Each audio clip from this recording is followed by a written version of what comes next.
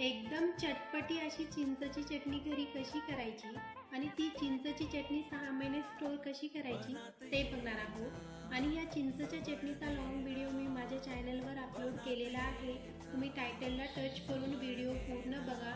तर आता मी चिंच की नाही गरम पाण्यात भिजत घातली, त्या चिंचचा पूर्ण पल मी काढून घेतलेला आहे। गॅसवर कढई ठेवली, त्या कढईमध्ये त्या चिंचचा पूर्ण पल मी ॲड करून दिला। जेवढी चिंच घेतली ना तेवढाच गूळ घालायचा आपल्याला आणि छान मिक्स करून घ्यायचं। आता चिंच छान थिक झाली ना तर त्यामध्ये आपल्याला तडका द्यायचा, त्याकरता तुम्ही लॉंग व्हिडिओ नक्की बघा।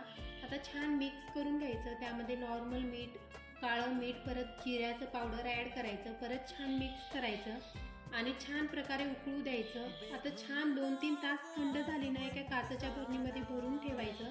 6 महिने चिंचची चटणी आरामशीर राहते। Bye bye.